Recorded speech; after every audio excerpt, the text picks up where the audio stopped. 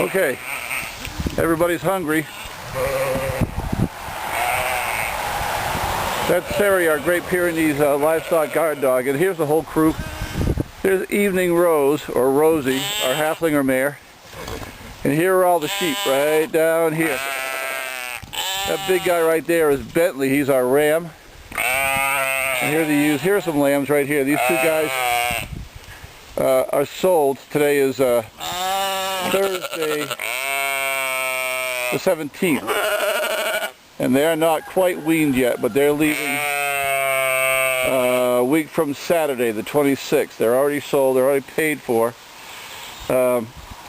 Let's see who else is here. There's a little Candy over there. She was born, oh, here's Candy right here. Candy was born early in the spring. I don't know quite how her mother managed that, but she did. And so I'm going to plant this camera right here because they're hungry, and I'm going to feed them some grain. And so this is the way it goes, right like that. Oops. And they'll eat it right off of Bentley's back. They have no shame. So here's our paddock. Here's our barn right here. Sari stays out in the barn 24 hours a day, 7 days a week, 365 days a year. And we have not had any problems with coyotes, any kinds of predators at all since she's been out here, because she scares them all away. Now, we have chickens too. This is part of our, you can see part of our little thing. Not very big, really. Now I'm going to go over and feed off of the distance. You can see our broiler chicks over there. Let me see if I can zoom in a little bit under the tree. Our broiler chicks, we have a dozen of those.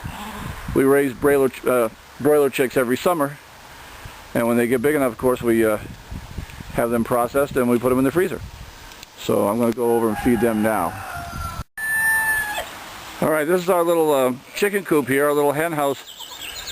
It is now about 3 o'clock in the afternoon, and I've kept the layers inside because I've got about 15 or 16 layers. I can't remember exactly which, but when I turn them loose in the morning to go free ranging, I only get about 6 eggs because some of them lay their eggs inside the nest box in the coop, and some of them get out and they lay their eggs all over hell and gone. So I'm keeping them to them. I'm keeping them till about 5 or so, and see if I can convince them to lay their eggs, all of them to lay their eggs in the chicken coop, because otherwise it's just a waste. I'm feeding 15 birds and getting 6 eggs a day, and it's not an acceptable return on investment.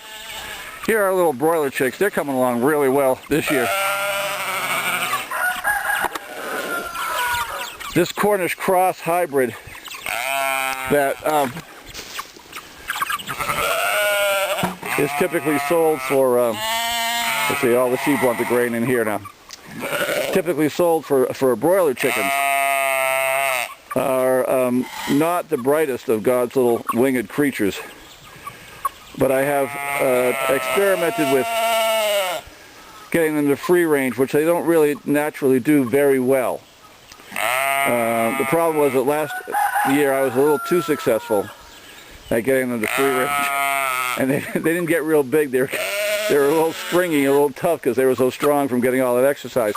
So this year we've got them closed in this little pen. It's about 1, 2, 3, 4, about 20 by 40, and they do free range a little bit. You can see there's a little grass there, and I'm sure that worms come up and they get those, and they get a little shelter there. But they're doing really well, and one of the things that I'm really happy about is, you can't see it from here, but a lot of times these broiler chickens, when they're just in a coop or something like that, they just sit in their own filth, and of course there's a lot of ammonia in that, and it'll burn the feathers right off their undersides, and their undersides will be all raw, and I think that can't be very comfortable, feel very good for them. And also, if it gets bad enough, that's something that's meat that will have to be cut off after they get processed, because it's tainted, it's no good. These birds this year, I'm really happy they're not having that problem. They're moving around enough so that they're not laying in their own mess. but they're being able to be outside a little bit. They've got shelter if it rains, and they seem to be happy and healthy and feeling good, and we're looking forward to cooking a couple of them this winter. This is, of course, Madeline knows this property very well. This property belonged to my parents for 40 years. 40, yeah, just about 40. My wife and I bought it back in 2006. But it's a pretty little property, and I love it. This is a tree, by the way. This pine tree is huge. This is one that my dad planted many years ago. We call it the heritage tree now because it's part of the heritage that comes with the property. I'm going to walk away from the sheep so they don't see me anymore and they'll stop hollering for food. What I do is, and I'll show you, not today because it's raining and a lot of other things, but they're okay. They want you to believe that they're not okay, that they're starving to death, that their stomachs think that their throats have been cut. But believe me, they've been amply fed today, whatever they try to tell you. Down here you can see that I've got what's called electro net. This I buy in a roll, and it has little metal wires embedded inside these strands of plastic, and I can put it up almost anywhere. Now yesterday morning I put the sheep and the horse in this little enclosure here, and it looked like that. It was thick with weeds and tall grasses, and in the space of one day that's how they took it down. It looks like they left the raspberry stalks, but not much in the way of leaves on them. And if you can see, over here is a solar powered fencer that provides the electricity for the fence. I think it's off. I'm pretty sure it's off now. Yeah, it's off and disconnected. But you can see these guys here. Very, very easy to just pull them up, roll it up, and then take it to another place where the grass is long. And I'll be doing that. Well, not tomorrow. I'll be busy, but very soon. And in the meantime, the sheep are doing all right. We've got grain for them, we've got hay for them, and we're getting along. So there's a view of our, I don't know if you saw our nice rock wall that I just love. I am going to be, all this property over here belongs to us too. It has grown up over the years when my parents were here, the trees and grown in and everything. I am going to be, I cleaned off, or cleared out quite a bit of where the sheep are already, and that's an ongoing project for me. This here is a great big old apple tree that is way too big, and I never do anything with it, unfortunately. I want to, I should, but I never do anything with it. And the apples that it puts out are not, they're a little mealy, they're not bad for animals. Author, some of you may know the main author, John Gould. He described what he called minister apples, which looked good on the outside, but were kind of mealy and soft on the inside. So that's what we have off of that apple tree is minister apples. But it's a pretty little property, and we're pretty happy here. And